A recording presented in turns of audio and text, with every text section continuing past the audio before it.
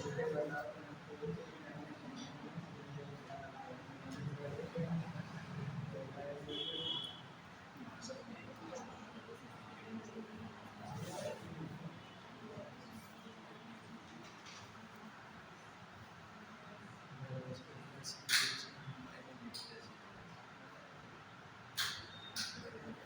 हो गए। अब देखिए, आपको कल तक मैंने बताया था कि कैसे क्लासिफिकेशन कर रहे थे हम।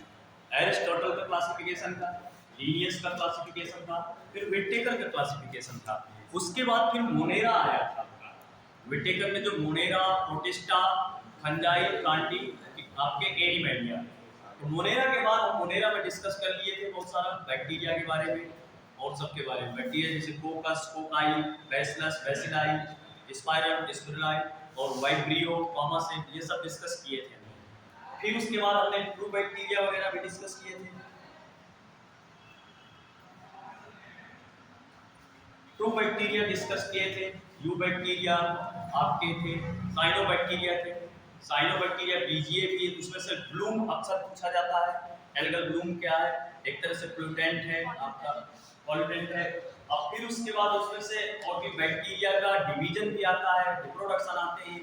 रिप्रोडक्शन में असेक्सुअली भी करते हैं, सेक्सुअली भी करते हैं। आप सोच रहे होंगे सर बैक्टीरिया सेक्सुअल रिप्रोडक्शन करता है? हाँ, कभी कभी करते हैं थोड़ा बहुत कुछ उनमें से। ये बताइए सर, आपने केस सुनी है मेरे बारे में?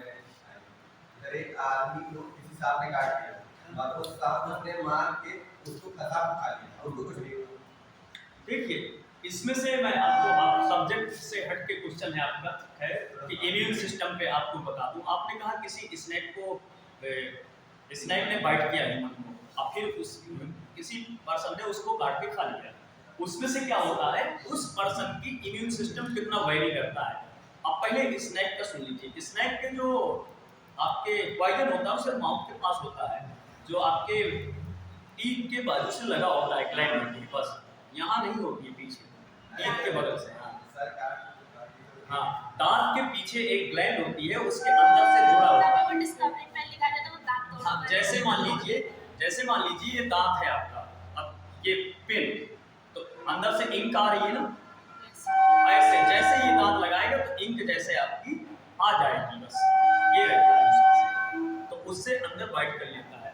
अब उसने से वो पॉइजन एंट्री कितना किया है ये डिपेंड करेगा। उसका इम्यून सिस्टम इतना हार्ड होता है कि खासकर ज्यादा पॉइजन नहीं कर उससे रहते, क्योंकि कुछ ड्रिंकिंग वगैरह करते हैं, कुछ और भी चीजें खाते पीते हैं, तो होस्ट पूरा वो तो एक तरह से पूरा उसको कट करके खा लेना, मतलब वो तो एक तरह से मसल्स ऑफ फ्लेश खा रहा है उसकी। माउथ का पार्ट हो सकता है कट करके फेंक दिया उसने।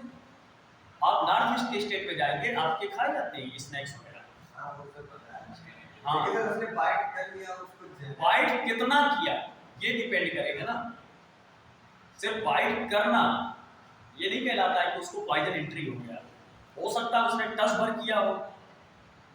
बाइट करना कितना बाइट किया है उसने, अगर वो फुल पॉइजन है। और ओनली 1 या 2% ऐसे स्नैक्स होते हैं जो पॉइजनस होते हैं, जैसे करैट, नाजा, वाइपर, किंग कोबरा वगैरह, जिसको आप बुंदेलखंडी में घोड़ा पछाड़ और किंग कोबरा ये सब होते हैं ना। हाँ, ये सब 2-3 सर्प ऐसे हैं जो सिर्फ पॉइजनस होते हैं। बाकी जितने स्नैक्स हैं वो पॉइजनस नहीं है, सभी स्नैक्स पॉइजनस नहीं है। तो उन सब में से किसने उसको बाइट किया है, मतलब वो अपना सुरक्षा के लिए है, वो जीव निकल अपना वो करता है, काटता है अपनी सेफ्टी के लिए। और जो वो आपके टंग्स बाहर निकलता है ना, वो जीभ जैसा, वो सेंसिटिव के लिए निकलता है, आपको डराने के लिए प्लस सेंसिटिव के लिए। उससे वो फील करता है किस तरफ है लोग, बस। तो जरूरी नहीं होता है कि बाइट किया है तो कितना बाइट किया है, कैसे बाइट किया, बस ये उसका रीजन है। हो सकता है जब उसने काटा हो तो माउथ का पार्ट काट के बाहर कट दिया हो, बाकी सब खा गए हो, बाकी वो मान जैसा रहा, मछली जैसा उसके लिए, बस। तो इंसान को क्या बोला गया है, आपको ओम्निवोरस कहा गया है ना, सर्वाहारी, मतलब सब कुछ खा सकता है। अब चलिए टॉपिक्स में आते हैं, प्रोटिस्टा आते हैं।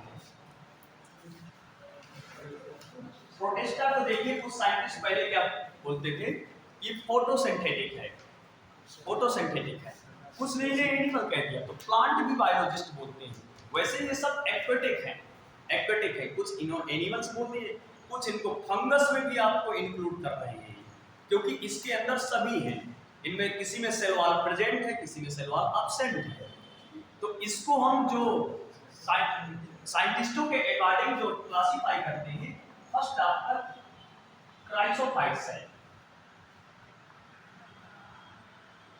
क्राइसोफाइट्स, फिर दूसरा आपका डायनोफ्लैगेलेट्स है, डायनोफ्लैगेलेट्स है, फिर आपके यूग्लिनाइड्स है, फिर आपका स्लाइमोइड्स है, फिर आपके प्रोटोजोआ है, प्रोटोजोआ। क्राइसोफाइट्स में डेड स्मिट्स आता है, आपके गोल्डन एल्गी आते हैं। अब इनके बारे में डिस्कस करेंगे कि ये क्या है, डेड स्मिट्स कहलाते हैं,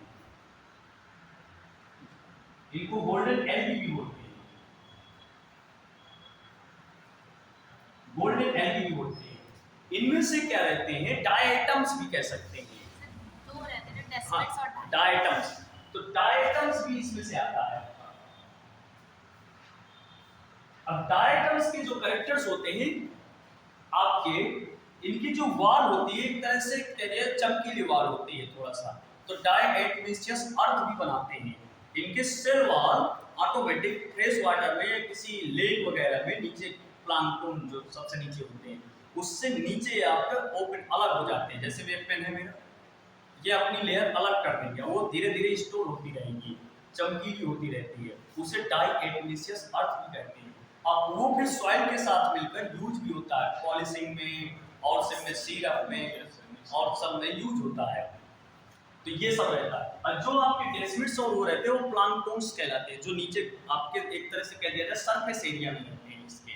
तो ये सब आपको इसमें से पढ़ना है। सब प्लैंक्टन मतलब क्या है? जो सरफेस एरिया में रहता है, सरफेस एरिया में प्लांक्टन्स मतलब जब वाटर, मान लीजिए इस रूम में वाटर भरा है, अब वाटर इसका कोई सरफेस एरिया होगा ना कहाँ, तो उस एरिया में कुछ पाए जाते हैं, ऐसे रहते हैं, वो आपके एल्गी में आ जाते हैं। ज़्यादातर इनको पहले हम एल्गी के फार्म में बोला था, एल्गी, लेकिन फिर साइंटिस्टों ने बोला ऐसा नहीं है, एल्गी नहीं हो सकते हैं, इनके वर्क भी होते हैं अलग अलग सभी से। तो फिर आपका आता है डायनोफ्लैगेलेट्स में। डायनोफ्लैगेलेट्स आपके नाम से ही लगा है, डायनो मतलब टू फ्लैजला होंगे लगता है इसमें से, टू फ्लैजला। हाँ, एक लॉन्गिट्यूडिनल फ्लैजला होता है, एक ट्रांसवर्स फ्लैजला होता है। लॉन्गिट्यूडिनल फ्लैजला होता है, ट्रांसवर्स फ्लैजला होता है। इसमें जो मोस्ट इंपोर्टेंट रहता है, एक आप इसका एग्जांपल्स है कि इसमें कुछ कलर होते हैं, रेड, येलो, ग्रीन, ये सब आपके, हाँ, तो मोस्ट इंपोर्टेंट जो एग्जांपल इसका गोनिकोलाइट्स है।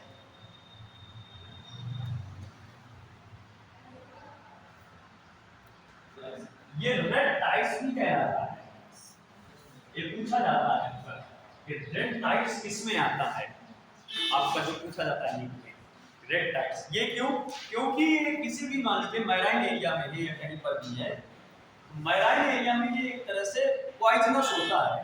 ये किसको किल करता है, एल्गी को, उसको आपके फिश को किल करता है, फिश को किल करता है। और इसमें से एक पूरा एरिया रेड कलर कर देता है, रेड टाइट्स से, और अपने वेव और सीक्रेशन से, टॉक्सिन से उनको किल करता है। इसका मेन पर्पज है। दूसरा अगला आता है आपके यूग्लिनाइड्स। इसको हम प्लांट और एनिमल के बीच का लिंकिंग भी बोलते हैं, कि दोनों के बीच में लिंक करता है। अब प्लांट में कैसा रहता है, जब आपकी सनलाइट आ रही होती है, अब ये प्लांट का बिहेवियर करता है, अगर सनलाइट नहीं है तो ये एनिमल का बिहेवियर करता है, सनलाइट नहीं है तो एनिमल का बिहेवियर करेगा। आपका जब सनलाइट आती है तब वो क्या करता है, आपका फोटोसिंथेटिक बिहेवियर करता है एक तरह से। तो इसमें से दो तरह से है आपका, कि सल यूग्लिना बहुत पूछा जाता है, ऐसा बताइए कि जो पौधा और जंतु के बीच की कड़ी है, जो यूग्लिना कहलाता है, दोनों के बीच में। इसमें भी फ्लैजला होते हैं, जो कसाब पाए जाते हैं, कसाब जानते हैं, फ्लैजला मिलते हैं दोनों के बीच में। तो फ्लैजला किसके लिए, मूवमेंट के लिए रहते हैं। अब नेक्स्ट आता है स्लाइम माउट्स। ये भी आपका दो तरह से बिहेवियर करता है। स्लाइम माउट्स आपका बिहेवियर क्या करेगा, जब फेवरेबल कंडीशंस होगी तो आपका प्लाज्मोडियम की तरह बिहेवियर करेगा इसमें से। और जब अनफेवरेबल हो जाएगा तो फ्लोटिंग बॉडीज फंजाई की तरह काम करेगा। स्लाइम माउस में प्लाज्मोडियम की तरह लिखा हुआ क्वेश्चन से आपका स्लाइम माउस एक तरह से कह दिया जाए फंगस है, फंगस, क्योंकि प्लाज्मोडियम आपका उसमें से, लेकिन ये आपका दो तरह से बिहेवियर करता है, एक प्लाज्मोडियम और दूसरा आपका fruiting bodies fungus. Fruiting bodies किसमें बनती है? फंगस में बनती है, तो उसमें से बिहेव करता है ये। उसकी लेयर जैसे बनी होती है सेल वॉल, इनमें सब में पढ़ लीजिएगा, किसी में सिलिका है, किसी में पेलिकल्स है, जैसे आपके यूग्लिना वगैरह में पेलिकल्स लिखे हुए होंगे और एक में सिलिका उसमें लिखा है, डायटम्स वगैरह में सेल वॉल की बनी होती है। लेकिन यूग्लिना में आपकी सेल वॉल नहीं होती, एक लेयर होती है पेलिकल प्रोटीन की, ये भी बहुत पूछा जाता है, लिखा होगा देखिएगा पेलिकल्स करके। हाँ हाँ, तो इस वजह से ये पूछे जाते हैं क्वेश्चंस आपके। क्वेश्चन जो पूछा जाता है वो ज्यादा बताऊंगा आपको। फिर उसके बाद आता है आपका प्रोटोजोआ। प्रोटोजोआ भी आपके क्या रहते हैं, एक तरह से प्रीडेटर्स पैरासाइट्स के फांस पे रहते हैं। तो इनमें से अलग 4-5 टाइप्स के आपके 4 टाइप्स के अमीबॉइड हैं, फ्लैजिलेटेड हैं, और फिर उसके स्यूडोपोडिया वाले भी अलग से हैं इसमें से। तो अमीबॉइड है आपके, जैसे अमीबा वगैरह, एंट अमीबा आता है, एंट अमीबा हिस्टोलिट का जानते हैं, डिसेंट्री पास करता है। फिर उसके बाद फ्लैजिलेटेड आते हैं, सिकल सेल ड्यूअर्स में से आपके क्या लिखा, स्लीपिंग सिकनेस लिखा हुआ, ट्रिपैनोसोमा करके आता है, ये पूछा जाता है, ट्रिपैनोसोमा स्लीपिंग सिकनेस रहता है।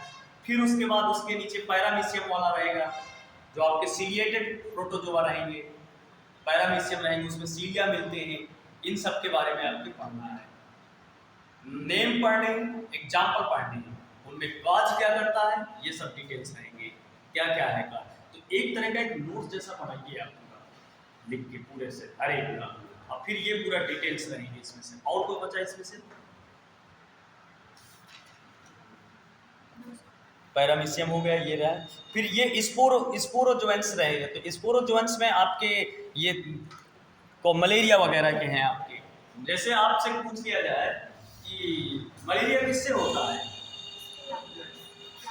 मलेरिया किससे होता है? मच्छर से, फीमेल। मलेरिया किससे होता है? मलेरिया होता है मादा एनाफ्लीज मच्छर। हाँ, मादा एनाफ्लीज जो होता है, फीमेल एनाफ्लीज होता है, वो एक एजेंट का काम करता है। मादा प्लाज्मोडियम होता है, वो काज करता है, मतलब जो प्लाज्मोडियम होता है, आपको कहना है मलेरिया तो प्लाज्मोडियम से होता है, लेकिन उसको इन्फेक्टेड किसके थ्रू होता है? Female Anopheles. एक तरह से वेक्टर है वो आपका। वेक्टर कौन है? मच्छर, आपका मॉस्किटो है। तो ये स्पोरोजोआ एक नोटोरियस आपका डिजीज है। ये नोटोरियस बोले तो बहुत ही खराब, बहुत ही मतलब एक तरह से डेथ लाने वाली जो आपकी मलेरियल डिजीज है। तो ये सब चीजें आपको इसमें पढ़नी है। फिर उसके बाद आपका किंगडम कौन सा आता है? फंजाई।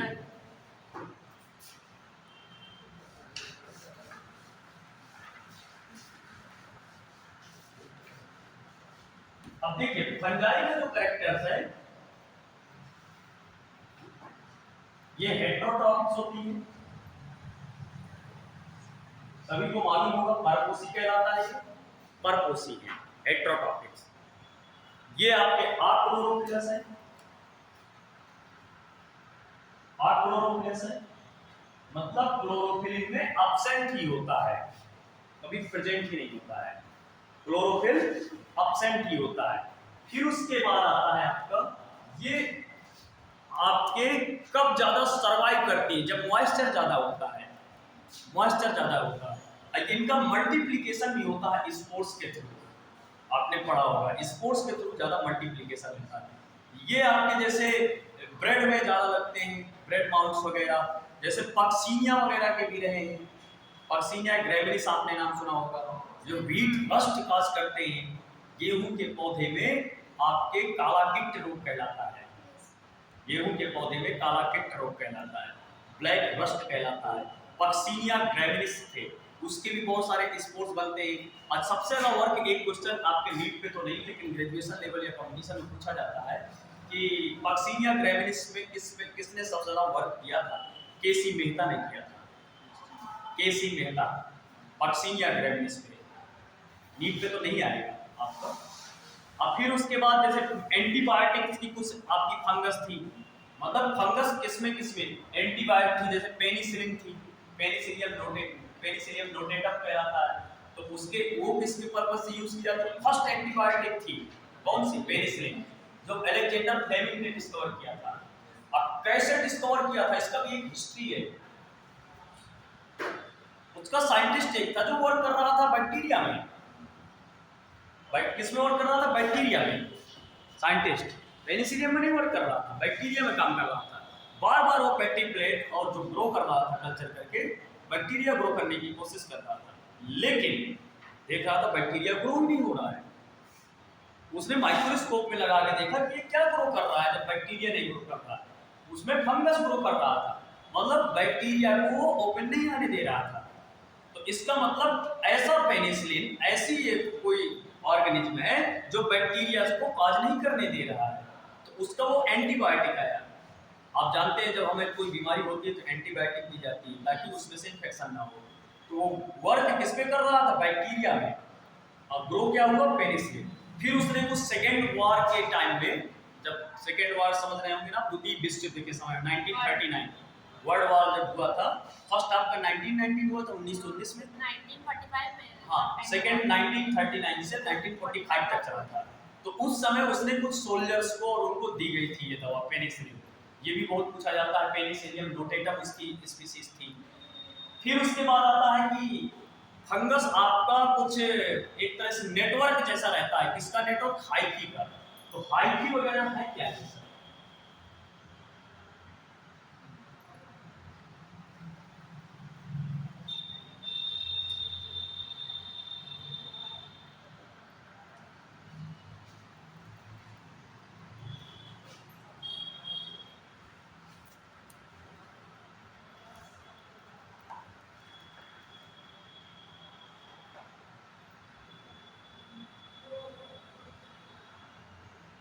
एक तरह से ये एक नेटवर्क, फंजल नेटवर्क जैसा बनता है जब माइक्रोस्कोप में देखेंगे। तो अगर ये एक पार्ट, जैसे इसको हम हाइफी कह सकते हैं, क्या कहेंगे? एक पार्ट को हाइफा और हाइफी बोल सकते हैं। तो इनमें से अब फिर पूरी स्ट्रक्चर को माइसीलियम कहते हैं। नेटवर्क ऑफ हाइफी आपका क्या कहलाता है? माइसीलियम कहलाता है। नेटवर्क ऑफ हाइफी, ये क्वेश्चन भी पूछा जाता है। नेटवर्क ऑफ हाइफी, एक जाल सदृश रचना हाइफी की आपकी माइसीलियम कहलाती है। अब माइसीलियम जैसे फंगस का पूछ लिया जाता है कि स्टडी ऑफ फंगस क्या कहलाता है? माइकोलॉजी और माइसीटोलॉजी भी कहलाता है। क्या होता है? माइकोलॉजी और माइसीटोलॉजी कहलाता है। क्यों माइसीटोलॉजी? क्योंकि माइसीलियम इसका नाम है। अब इसमें से आपके सैप्रोफाइट, पैरासाइट भी मिलते हैं। सैप्रोफाइट्स होते हैं, पैरासाइट्स होते हैं, और भी इसमें सैप्रोफाइट्स क्या होते हैं? जो डेड ऑर्गेनिक मटेरियल्स पे। पैरासाइट आपके जो लिविंग रहते हैं आपकी बॉडी में, जैसे डैंड्रफ होता है आपका, रूसी नाम सुना है? डैंड्रफ भी आपका पैरासाइट है, फंगस है, पैरासाइट है। सुना था नाम कभी? बताया किसी ने? डैंड्रफ जो आपके रूसी होती है ना, वो फंगस है आपका। तो जो अचार में क्या करते हैं वो भी फंगस है। तो किस प्रकार? वो भी आपके अलग अलग देखिए, अचार में कोई ब्लैक लगता है, कोई व्हाइट लगता है, कोई एस्परजिलस हो सकता है, वो एस्परजिलस हो सकता है। आदि तो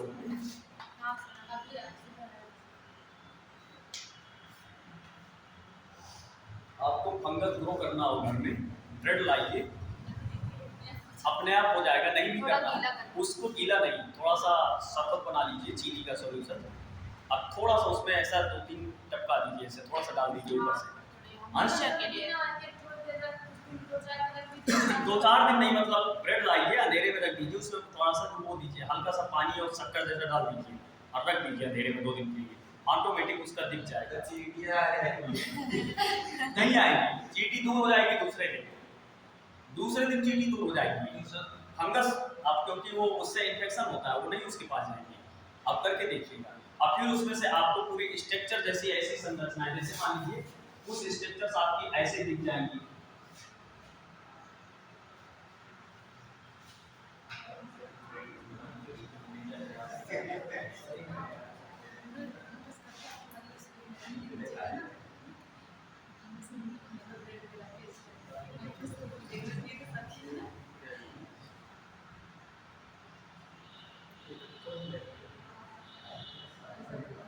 कुछ ऐसे स्ट्रक्चर्स आपकी बनती हुई दिखाई देगी उसमें से, ऐसे अपर से, तो मतलब आपके कोनिडिया जैसे दिखाई देंगे, कुछ स्पोर जैसे। ये क्या होते हैं? कोनिडिया रहती है, कोनिडिया स्पोर। फिर उसमें से आपका आता है कि ये रिप्रोडक्शन कैसे करता है, असेक्सुअल भी करता है, सेक्सुअल भी करता है। रिप्रोडक्शन हाँ, प्लाज्मोगैमी जैसे कह रहा था उसमें से, मतलब आपके एक आता है क्या, एक होता है आपका प्रोटोप्लास्ट, एक होता है न्यूक्लियोप्लास्ट और एक होता है साइटोप्लाज्म। क्या होता है डिफरेंसेस? साइटोप्लाज्म, प्रोटोप्लाज्म आपको नहीं बताना है।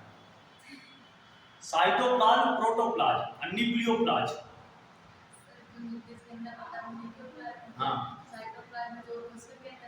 हाँ, प्रोटोप्लाज्म ये लिक्विड होता है, एक तरह से फ्लूइड विस्कस लिक्विड होता है। आप देखिए, आपको बता दूं, इन बच्चों को मालूम है, जो बच्चे पढ़ते रहे उनको तो मालूम है। ये मैंने बना दिया एक सेट,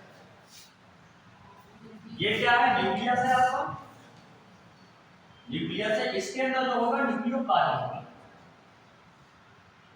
इसके बाहर जो होगा ये साइटोप्लाज्म, और दोनों मिलकर प्रोटोप्लाज्म आते हैं।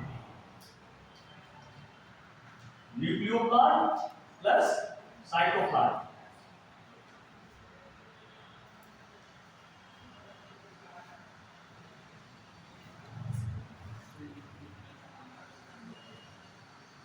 क्वेश्चन बहुत सिंपल है लेकिन बहुत कम समझ में आता है। लिख लीजिए, आप कहीं नोट कर लीजिए इसको। Protoplasm, nucleoplasm, cytoplasm. कोशिका द्रव्य, केंद्रक द्रव्य, जीव द्रव्य। हिंदी सुन लीजिए, ये जीव द्रव्य। हाँ तो कह रहा हूं ना, ये केंद्रक द्रव्य है, ये आपका कोशिका द्रव्य है। हाँ, आप पूछिएगा किसी से, बहुत सारे नए लोग बता पाएंगे इसको कि केंद्रक द्रव्य, जीव द्रव्य, आपके कोशिका द्रव्य में क्या अंतर है। सब कहेंगे वही है तो कोशिका के अंदर होता है, सब कहेंगे वही है, अरे वही है तो उसके अंदर होता है, कोशिका में और क्या है। प्लाज्मिड आपके प्रोकैरियोट्स में रहते हैं, जो बैक्टीरिया में आपका जेनेटिक मटेरियल होता है, उसके अलावा जो आपका सर्कुलर डीएनए मिलता है वो प्लाज्मिड होता है। उसका काम रिप्रोडक्शन के लिए रहता है, फैक्टर्स। जब सेक्सुअल रिप्रोडक्शन बैक्टीरिया करता है तब हेल्प होती है उसकी, प्लाज्मिड की।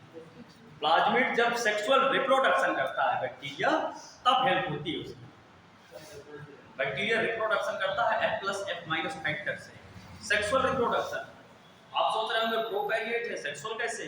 डीएनए मटेरियल जब 2 टाइप्स का हो जाता है तो एक मेल एक आपका फीमेल, इसी में आप पढ़ेंगे जाके, इसमें से थोड़ा बहुत, तब जाके वो अलग अलग जेनेटिक मटेरियल आपका ट्रांसपोर्ट होता है, वो प्लाज्मिड। प्लाज्मिड तो आप ये कर लेना है, एक्स्ट्रा क्रोमोसोमल न्यूक्लियर मटेरियल, जो सर्कुलर होता है, ये लिख सकते हैं। एक्स्ट्रा क्रोमोसोमल न्यूक्लियर मटेरियल जो सर्कुलर स्ट्रक्चर्स होता है। जो हम डीएनए हमारे और आपके सब पाया जा रहा है वो लीनियर डीएनए है, रेखीय डीएनए, रेखीय डीएनए कहलाता है। हाँ, लीनियर डीएनए कहलाता है, हमारे और आपके सब में पाया जाता है। जैसे डीएनए आपसे पूछ लिया जाता है कि पॉजिटिव है कि नेगेटिव है, डीएनए में चार्ज क्या है, पॉजिटिव है कि नेगेटिव है, कैसे?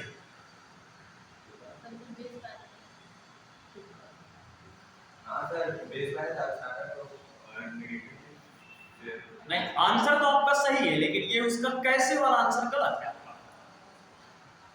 डीएनए जब आपका प्रोटीन नहीं मिला होता है तब तक वो निगेटिव है, जब हिस्टोन प्रोटीन अटैच हो जाता है पॉजिटिव हो जाता है। जैसे वो एसिड होता है कि बेस होता है डीएनए, यानी एसिड है कि बेस है? बेस होगा। एसिडिक है। डीएनए बेस नहीं पाया जाता है। फास्फेट की वजह से इसका एसिड है, अम्लीय है। फास्फेट की वजह से मैं डीएनए की बात कर रहा हूँ, वो अम्लीय। बेस उसमें अटैच होते ही जाके, हाँ, लेकिन डीएनए सिर्फ आपका किससे बना होता है? डीऑक्सीराइबोन्यूक्लिक एसिड से, नाइट्रोजनस बेस से लगा है। हाँ, न्यूक्लिक एसिड लिखा है। अगर कोई पुस्तक क्यों एसिड है, अब फास्फेट है, उसमें फास्फोरस लगा है, H3PO4 लगा है। फास्फोरस होता है ना, ये फास्फोरिक एसिड होता है। आपको देखिए, यहाँ मैं आपको सिर्फ लिखाने के लिए नहीं आता, मैं आपको वो पढ़ाने आता हूँ जो क्वेश्चन कंपटीशन में पूछे जाते हैं। अब उन्हीं के बारे में ज़्यादा डिस्कस करूँगा। एक एक लाइन पढ़ के पढ़ाना या एक एक लाइन बता देना, वो थोड़ा सा अलग क्राइटेरिया होता है। आपको बेसिक चीजें सिखाएंगे। अब बेसिक चीजें जो पूछी जाती है कंपटीशन में, आपके नीट में या और कंपटीशन जो भी चल रहे हैं, जो आपके लिए यूजफुल हो। जैसे कोई पूछ ले, बेटा एसिड तो है, क्यों है? क्योंकि फास्फेट उसमें लगा है, फास्फेट ग्रुप लगा है। अब फास्फोरस आप जानते हैं केमिस्ट्री पढ़े होंगे, एसिड होता है, H3PO4 होता है आपका इसका। तो ये सब हो गए। अब आता है हाँ, जीव द्रव्य बताया ना आपको, नहीं है? अरे भाई देखिए, ये कोशिका है कि नहीं है? कोशिका के अंदर केंद्रक है कि नहीं है? न्यूक्लियस, इतना तो जानते हैं। इसको हम क्या कहेंगे? जो न्यूक्लियस के अंदर होगा द्रव्य, तो उसको क्या कह देंगे? केंद्रक द्रव्य। केंद्रक के अंदर का द्रव्य केंद्रक द्रव्य, और केंद्रक के बाहर का द्रव्य कोशिका द्रव्य, और दोनों द्रव्य मिलाकर जीव द्रव्य। इतनी सी बात बहुत सारे बच्चे, मैं ज्यादा कुछ नहीं कहता हूँ, आप नोट कर लीजिएगा, जो अपने आप को टॉपर भी कहते होंगे, वो इतनी सी बात नहीं बताता, बेसिक बताते हैं। बेसिक नहीं बताता है, एनसीईआरटी नहीं बताता। वो क्या है, किताब में मेन बेसिक चीजें जो लिखी है एनसीईआरटी में, वो आपको डिस्कस करेंगे, क्लियर करते हैं। बहुत सारे टीचर्स वो लिखा के समझा के बता देते हैं चीजें, लेकिन उससे आपको कुछ बेनिफिट नहीं, क्योंकि जब तक आप बेस नहीं पकड़ोगे तब तक कंपटीशन क्वालिफाई नहीं होने वाला है। समझ लीजिए बेसिक चीजें। अब देखिए, इसमें एक वर्ड आता है प्लाज्मोगैमी करके। प्लाज्मोगैमी इसमें से लिखा होगा कहीं पर, हाँ, प्लाज्मोगैमी लिखा होगा। जैसे रिप्रोडक्शन आपका एस्कोस्पोर्स और बेसिडियोस्पोर्स है, प्लाज्मोगैमी क्या होता है? हाँ, फ्यूजन ऑफ प्रोटोप्लाज्म। तो यहाँ क्या है, मैंने क्यों चर्चा किया प्रोटोप्लाज्म की? आप सोच रहे हो कि सर अननेसेसरी बताया है आपने। उसमें प्लाज्मोगैमी एक फंगस में आता है, फंगस में प्लाज्मोगैमी आता है। आप सिर्फ यही पूछिएगा उस शब्द को क्या कहते हैं जो जिसमें से प्रकाश संश्लेषी वर्णक नहीं पाया जाता है। आपको जैसे कहना है प्रकाश संश्लेषण वर्णक, ये बहुत पूछा जाता है। अब आपको आता है क्या?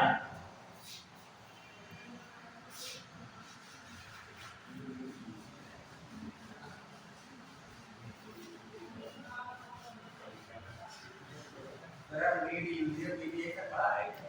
नीट यूजी और पीजी एक साथ पढ़ा है? नीट यूजी नहीं, ऐसा तो कुछ नहीं। नीट का ये एनसीईआरटी का ही बता रहा है आपको। नीट यूजी भी होता है, नीट पीजी भी तो होता है। नीट यूजी मतलब एमबीबीएस कहलाता है, पीजी नहीं है पढ़ा रहा हूँ, वो एमएसएमडी का क्लास है। जो भी आपको बता रहा हूँ, जिस बच्चे ने एनसीईआरटी पढ़ी होगी, आप लोगों ने नहीं पढ़ी है, बुक भी नहीं लाते हो क्योंकि आप लोग नहीं जानते हैं सर, पढ़े। हाँ, बुक जो भी है देखिए आप, एनसीईआरटी में लिखा है कि नहीं लिखा है? प्लाज्मोगैमी सब कुछ लिखा है, जो बताया आपको आक्लोरोप्लास्ट, सैप्रोफाइट, एनसीईआरटी में सब लिखा है बेटा। आपके पास एनसीईआरटी नहीं इसलिए आपको लग रहा है सब कुछ। ये जो ये वर्ड्स को नीडिया जैसे यूज कर ये सब क्या है? हाँ, तो लिखा ना मैंने, कॉल्ड कोनेडिया, स्पोरेंजियोफोर्स और जूस्पोर्स। एक ही नाम है, एक ही। हाँ, नहीं देखिए, जूस्पोरेंजियोफोर्स और कोनेडियोस्पोर्स बना के बताया था ना मैंने यहाँ पे। तो जो स्पोरेंजियोफोर्स होते हैं उससे कोनेडिया निकलते हैं, नीचे का पार्ट स्पोरेंजियोफोर्स, ऊपर का कोनेडिया, ये पार्ट था आपने।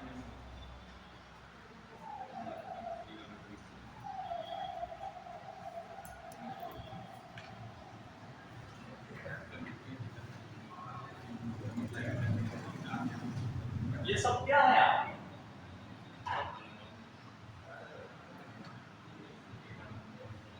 ये आपके कोनिडिया है। अलग अलग फंगस में अलग अलग निकलता है। जूस्पोर्स किसी में निकलेगा, कोनिडिया, जूस्पोर्स, कोनिडिया, इनके सबके अलग अलग जूस्पोर एंड जूस्पोर्स रहेंगे। सर कोनिडिया का मतलब क्या है? कोनिडिया का वर्क फर्टिलाइजेशन के लिए रहता है। मान लीजिए यहाँ पे आपको कोनिडिया वैसे तो माइक्रोस्कोप से दिखता है, ये फिर किसी ऐसे सर्फेस से ये बस्ट हो जाते हैं, अलग हो जाते हैं, सेपरेट हो जाते हैं। कैसे? ये अलग हो जाएंगे, अलग हो जाएंगे। अब किसी ऐसे सरफेस पे जाके चिपक जाएंगे कहीं पर जाके जहां पे मॉइस्चर है और न्यू माइसीलियम बनाने लगेंगे। न्यू माइसीलियम बनाएंगे, नया एक फंगस बनाएंगे। मतलब ये आपके बीजाणु कहलाते हैं, कोनिडियम बीजाणु। अलग हो जाएंगे कोनिडिया। मान लीजिए यहाँ पे मॉइस्चर है इसमें, अब कोई बहुत सारे एक फंगस से मैच्योर हो गया, कोई फंगस भी आपका कवक मैच्योर हो गया, विकसित हो गया। अब उड़कर जो ये बीजाणु हुए सब जगह पहुंच गए, जहां उसको मॉइस्चर मिला वहां चिपक गए, अपना फिर से नया एक माइसीलियम बनाते हैं। वो आपका क्या हुआ? कोनिडिया है, कोनिडियोस्पोर्स।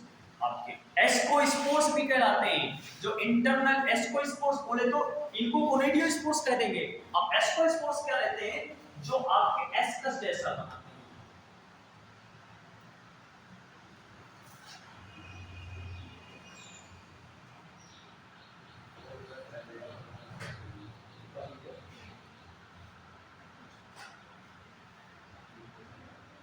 ये ऐसे एस्कोस्पोर्स, जब ये मैच्योर हो जाएगा एस्कोस्पोर्स, ये सब क्या कहलाएंगे? एस्कोस्पोर्स में लिखा हुआ है।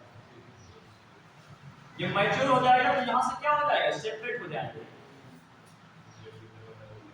और सेपरेट हो जाएंगे तो एक न्यू कवक का फॉर्मेशन करने, कहीं पे जाके चिपक जाएंगे। बस इसमें एस्कोस्पोर तो सेक्सुअल रिप्रोडक्शन में हाँ, लिखा है। सेक्सुअल रिप्रोडक्शन भी कर तो सकते हैं। फिर ये अगर ऐसे गिर के वो होंगी तो एसेक्सुअल नहीं होगी। तो एसेक्सुअल देखिए, सेक्सुअल उसमें से क्या रहता है?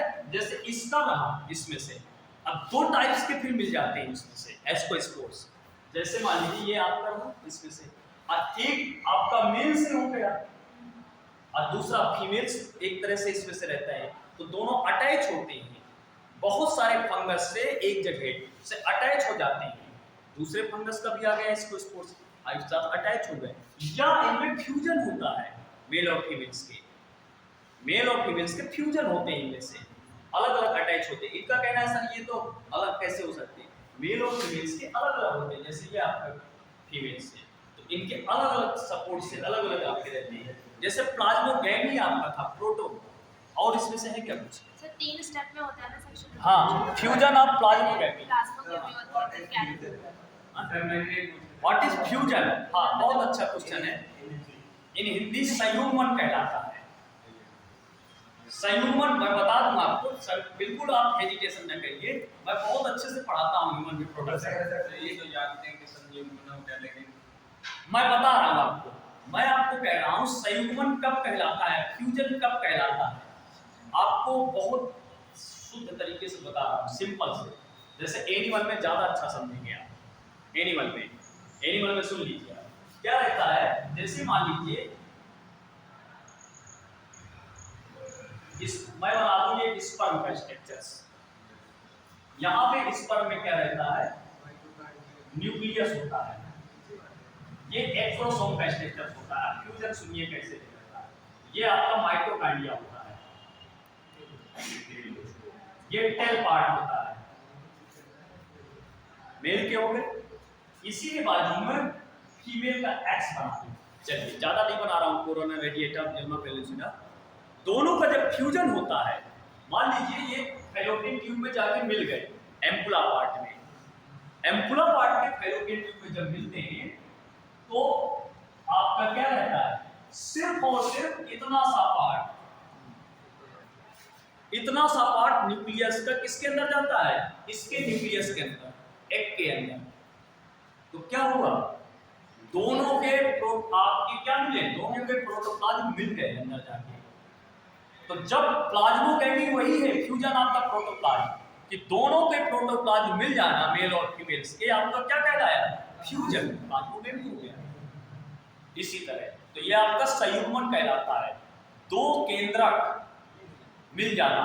आप क्या सोचते हैं स्पर्म का पूरा पार्ट जाता होगा एक्स में? नहीं, एक्रोसोम पार्ट आपका सिर्फ ब्रोकन करने के लिए रहता है लेयर को, और ये टेल आपकी क्या होती है सिर्फ मूव और बैलेंस करने के लिए, मोटिलिटी के लिए। और ये जो आपके माइटोकांड्रिया होते हैं 10 से 15 लगभग पाए जाते हैं, 15-20 कहीं कहीं लिखा होगा, ये आपको एनर्जी देते हैं स्पर्म को मूव करने के लिए। मोर देन 300 मिलियन, 200 से 300 मिलियन स्पर्म एक बार के इजैकुलेशन से आते हैं, एक बार के इजैकुलेशन से। और एग सिर्फ एक रहता है, एक बार के इजैकुलेशन से 200 से 300 20 से 30 करोड़ स्पर्म इजैकुलेट होते हैं। और जो इस एग होता है वो सिर्फ महीने में एक बार एक दिन निकलता है बस। कितना कंपटीशन है आप देखिए एक और स्पर्म में। अब उस स्पर्म कोई एक स्पर्म, और वही स्पर्म कौन सा स्पर्म जो मूव करके एग के पास ओनली अप्रॉक्सीमेटली 100 स्पर्म मूव करके कहां पहुंचते हैं एग के पास।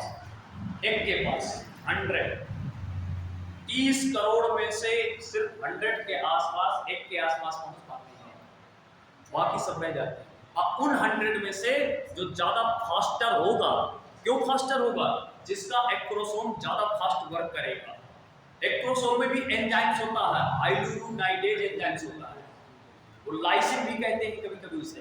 तो वो एंजाइम्स उस लेयर को तोड़ता है, जोना पेलिसिडा लेयर को, और जैसे ही इस पार्ट को न्यूक्लियस को एंट्री करा देता है तो वो संयुग्मन कहलाता है।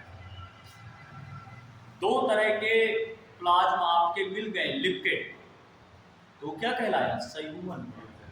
क्लियर? डाउट हो गया क्लियर? इसी तरह आपके प्लांट और एनिमल्स में इसमें होता है, फंगस वगैरह में। क्यों एनिमल की चर्चा इसलिए की है यहाँ पे था नहीं, क्योंकि एनिमल में जल्दी समझ में आता है बच्चों।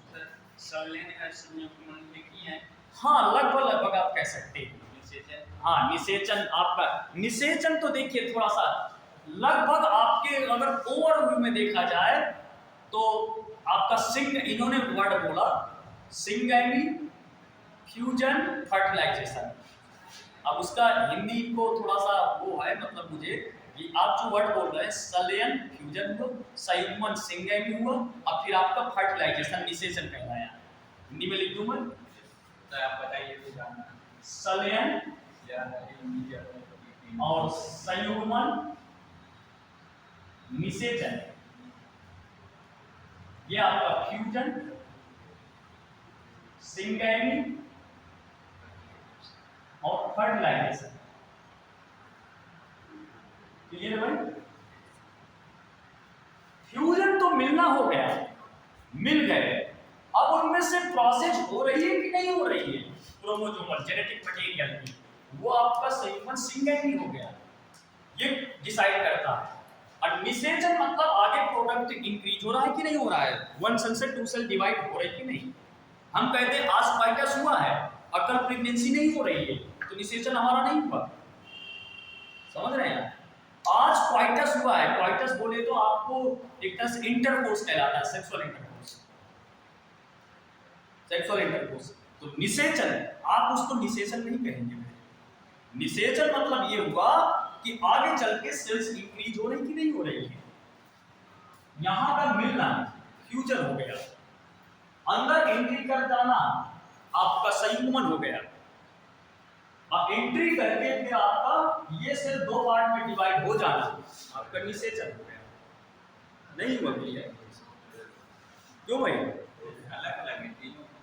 वैसे तो टीचर आपको एक ही चीज बताता है। फ्यूजन में तो कुछ भी फ्यूज कर सकता है ना, कोई हाँ, स्पेसिफिक वर्ड बता दे। वैसे तो टीचर आपको यहाँ आप ऐसे टीचर के सामने खड़े हैं जो बिल्कुल बेसिक चीजें सब क्लियर है, मैं बता दूं। वैसे तो 99% टीचर जो होते हैं बेटा वो सब ऐसे ही बताते हैं कि सब एक ही है। सिंगैमी संयुग्मन, मैंने देखो आपको शब्द अलग अलग लिखे, उनकी इंग्लिश लिखी है, क्योंकि आप हिंदी बोलिए मुझे उसकी इंग्लिश आती है, हिंदी कम आती है, इसका मतलब ये नहीं कंसेप्ट नहीं पता है। हाँ कोशिश मैं बहुत कर रहा हूँ हिंदी की, क्योंकि बहुत सारे बच्चे पूछते हैं कि सर उसका हिंदी क्या होता है। यहाँ का हिंदी सही हो रही है, यहाँ का हाँ? यहाँ क्या? हाँ माना में आके हिंदी सही हो गई है थोड़ा, नहीं तो ये सब बच्चे जानते हैं आप क्यों बात कर रहा है, कभी कभी मैं फीमेल्स को ऐसे भी बोलने का, आप क्यों बात कर रहा है, तो कहते थे तक बात कर नहीं रहा है, बात कर रहे हैं, कर नहीं है।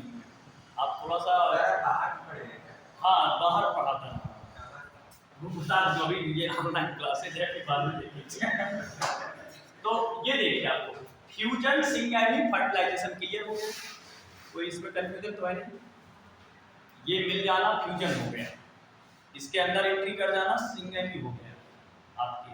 अब फिर जब वो न्यू प्रोडक्ट की प्रोसेस चालू हो जाना, क्योंकि कभी भी अगर फर्टिलाइजेशन हो जाएगा, फर्टिलाइजेशन हम उसी को कहेंगे जब प्रोसेस चालू हो रहा है, मतलब माइटोसिस स्टार्ट हो रही है, समसूत्री विभाजन चालू हो रहा है, अगला प्रोडक्ट बन रहा है वन सेल से कुछ, तब आप निषेचन कह देंगे। हम उसको निषेचन नहीं कह देंगे एकदम से, लेकिन बुकों में थोड़ा सा लोअर लेवल से लिखा है, एनसीईआरटी में लिखा है कई जगह। हाँ, उसमें ये था फर्स्ट चैप्टर में 12 वाले में कि ये एक इंटर कन्वर्टेबल वर्ड्स हैं, यूज कर सकते हैं, यूज कर सकते हैं, लेकिन डिफरेंट है। जैसे इसने पढ़ा देखिए, यूज कर सकते हैं, हम इसको भी कह सकते हैं निषेचन हो रहा है, इसको भी कह सकते हैं, इसको भी कह सकते हैं, लेकिन फिर साइंटिस्टों ने या टीचरों ने जो बुक लिखी क्यों अलग अलग वर्ड यूज कर दिए। सल्यन संयुग्मन एक ही शब्द कह देते हैं निषेचन,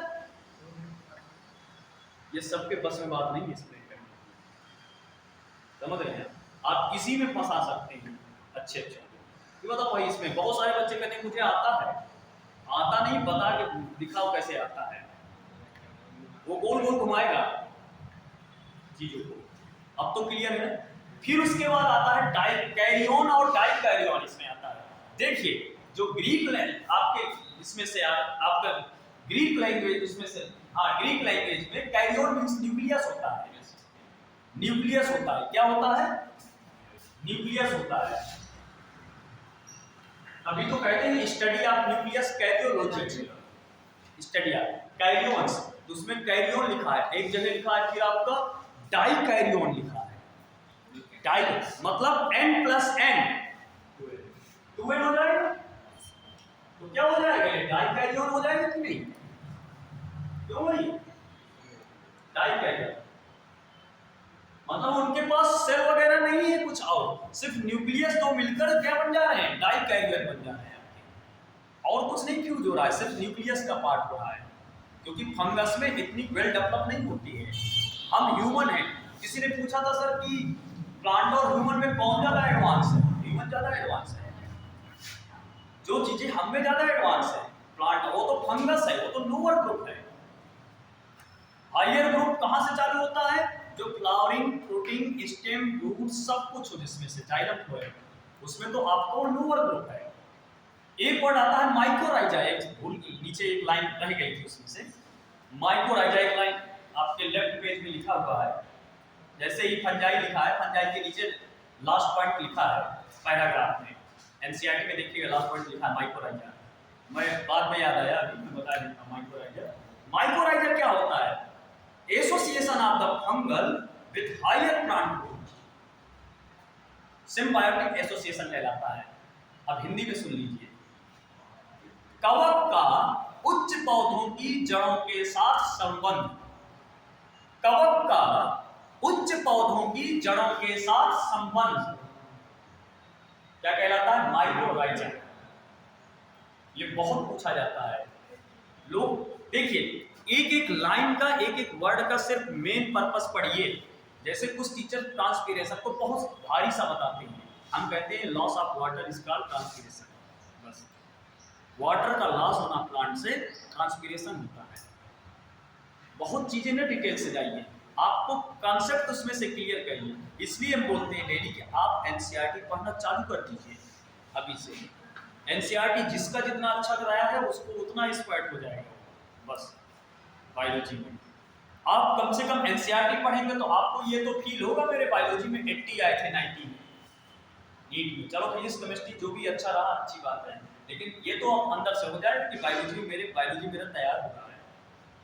आप 2016 से लगा के 2000 अभी तक के लास्ट ईयर तक के पेपर आप देखेंगे पूरा एनसीईआरटी बेस है, कोई भी एक क्वेश्चन बाहर नहीं है किसी भी चैप्टर का, उनमें से घर जाके एक अनसॉल्व पेपर ले सकते हैं आप, उनमें टिक लगा लीजिए, जैसे वो हाइलाइटर आता है सर ने आज इस चैप्टर के कौन से क्वेश्चन पढ़ाए हैं, क्या क्या पढ़ाया है, उनको आप अपने मन से सॉल्व करना, उसका आंसर मत देखिए, पहले सॉल्व करिए, फिर उसको एनसीईआरटी में जाइए तुरंत। अगर आप देखो 2 पेज पलटा के आंसर तो देख लोगे, आपके घर में आंसर लिखा है, लेकिन आपकी ये क्वालिटी नहीं कहलाएगी, आपको पढ़ने का तरीका बता दो। आप फिर उसी क्वेश्चन में थोड़ा सा दिमाग खपाइए, अब फिर अगर आपको समझ में नहीं आ रहा है उसी क्वेश्चन, अब ये आपको अंदाजा लग जाएगा कि फंगस का क्वेश्चन है, एनसीईआरटी में फंगस सिर्फ 11th में दिया है, सेकंड चैप्टर में।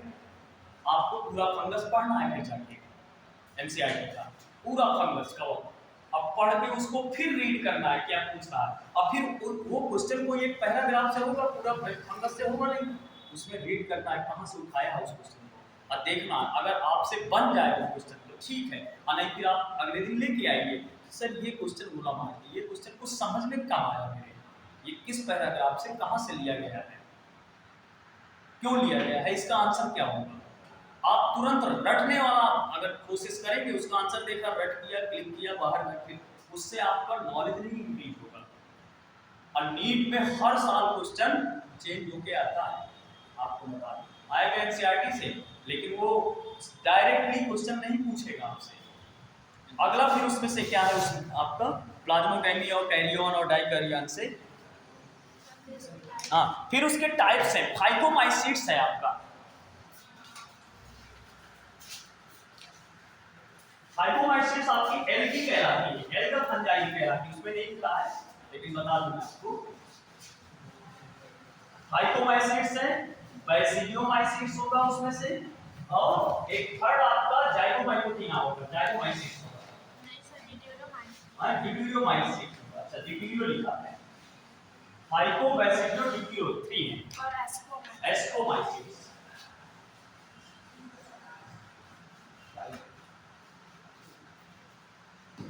इसको एल्गल फंजाई भी बोलते हैं, फाइको को।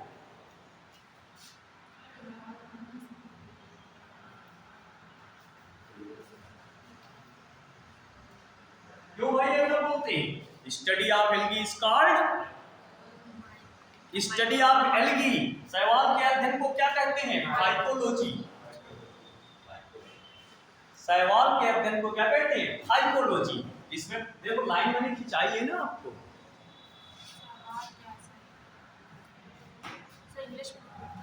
Algae, study of algae is called phycology, इसलिए एल्गल फंजाई भी बोलते हैं।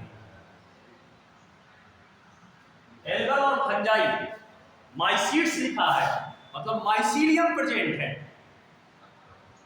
माइसीलियम प्रेजेंट है, इस वजह से ये क्या है, एल्गल फंजाई को बोलते हैं। इसमें से ज्यादातर इसमें क्वेश्चन आपको पूछा जाएगा, इसके एग्जाम्पल नीट में जो आए हुए हैं आज तक, हाँ आपको इसीलिए तो कह रहा हूँ याद हो जाएंगे, आप लिखना चालू कर दीजिए घर में,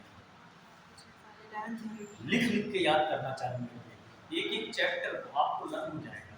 जैसे आपका इसी में आता है एग्जाम्पल्स में दिए होंगे, कौन कौन से एग्जाम्पल देखिए इसमें से आपके, राइजोपस, जैसे म्यूकर दिया है, राइजोपस, म्यूकर्स, एल्ब्यूको, तो इनके भी आपके राइजोपस, म्यूकर, एल्ब्यूको, तो राइजोपस आपके देखे होंगे, म्यूकर भी देखा होगा आपने, म्यूकर माइकोर वो हुई थी ना डिसीज कोविड हाँ। के टाइम पे, जो आपके आंख में हो जा रही थी, म्यूकर डिजीज। म्यूकर माइकोर।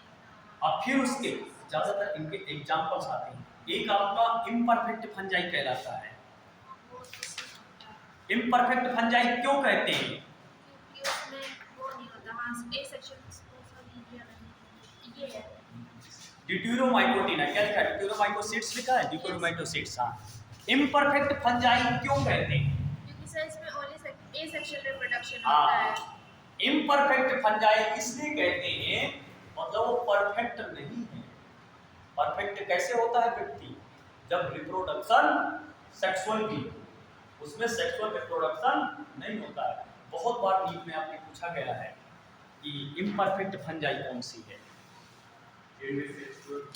जिसमें सेक्सुअल रिप्रोडक्शन नहीं होता है। ऐसा ग्रुप आपका ड्यूटेरोमाइसीट्स है। एग्रीकस की फंज आपको क्लास पूछा गया है, मशरूम वाला क्लास बता दीजिए एग्रीकस का, इसमें से यही है आपका इसको स्पोर्ट्स वगैरह, इसमें एग्रीकस लिखा होगा आपका कहीं ना कहीं, एस्परजिलस वगैरह, सम न्यूरोस्पोरा। हाँ, एक आपका न्यूरोस्पोरा दिया हुआ है उसमें से। न्यूरोस्पोरा बहुत यूज होता है आपका, स्टिमुली बायोकेमिकल जेनेटिकली यूज होता है। ऐसी फंगस का नाम बताइए जो जेनेटिकल रासायनिक रूप से आनुवांशिक रूप से बहुत प्रयोग किया जाता है। लिख लीजिए इसमें से न्यूरोस्पोरा। ऐसे फंगस का नाम बताइए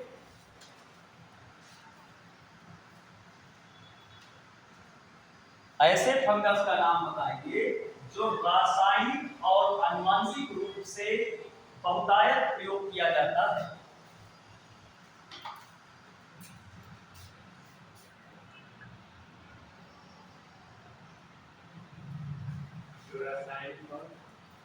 आनुवांशिक रूप से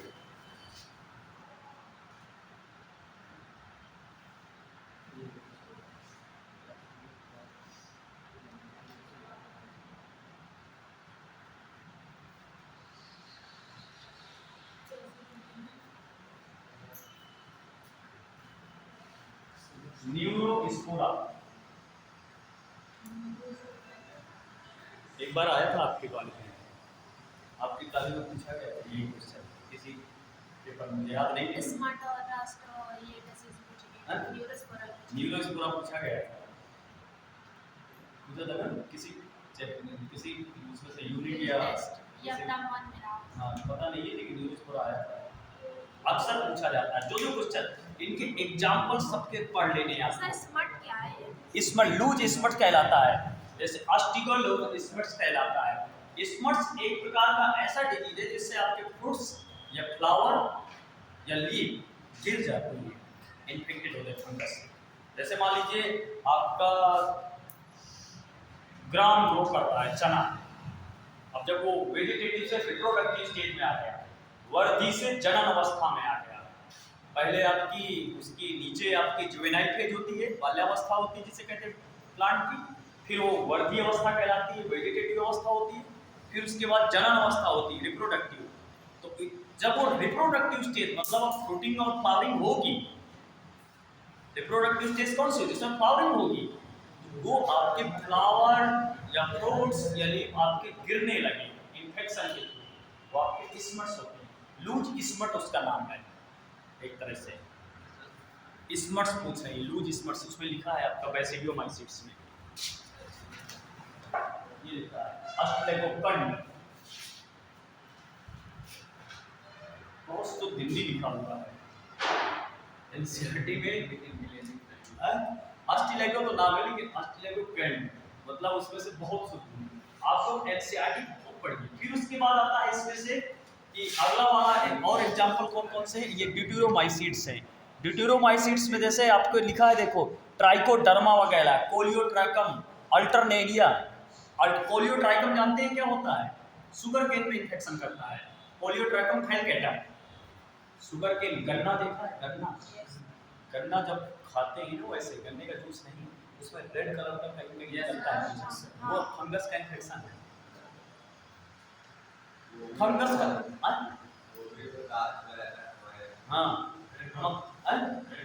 हाँ रेड रॉट जैसा, रेड रॉट शुगर केन, ये सी पढ़ा होगा, red rot sugarcane disease होती है, वो कोलियोट्राइकम फैलकेटम से होती है, कोलियोट्राइकम फैलकेटम से होती है।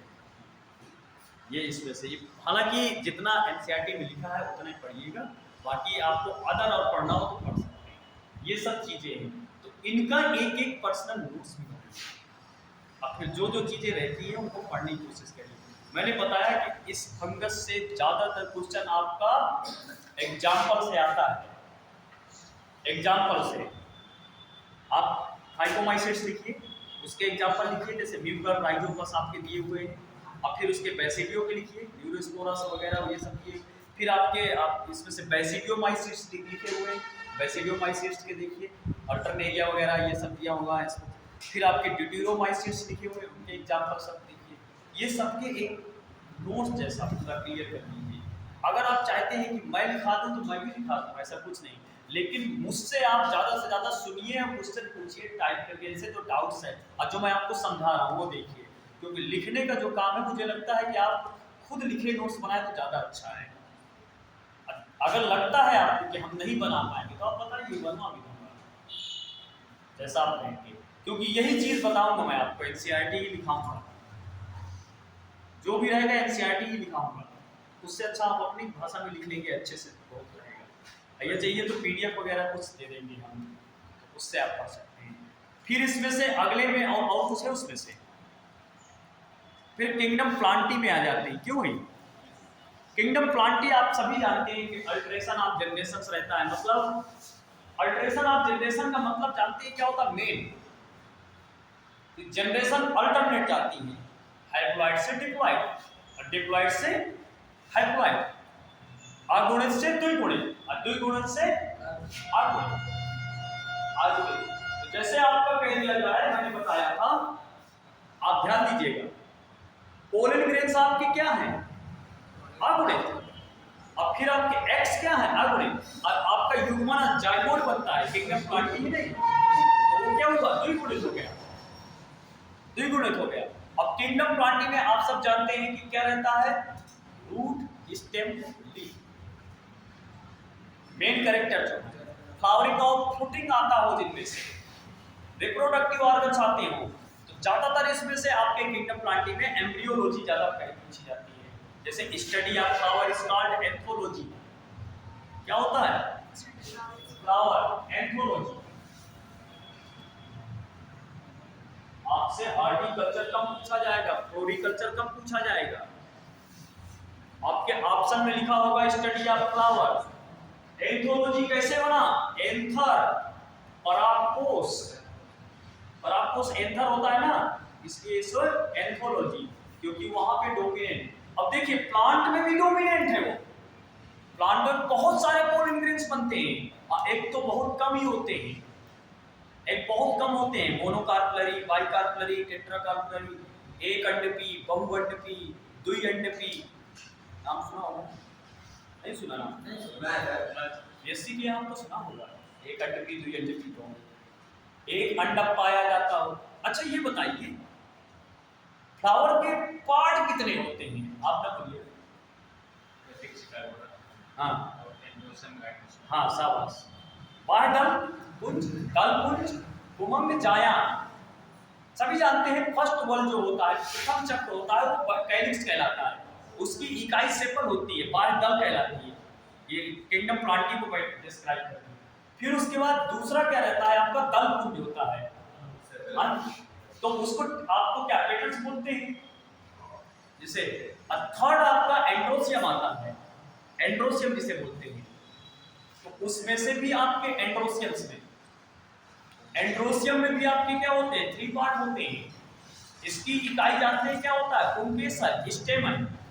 पुंकेसर कब कह देते हैं? पुंकेसर बहुत सिंपल सा क्वेश्चन है। पुंकेसर को पुंकेसर क्यों कह देते हैं? पुंकेसर क्यों है वो? मेल मतलब हाँ, मेल रिप्रोडक्टिव है, आवश्यक पार्ट है, इसेंशियल ऑर्गन है।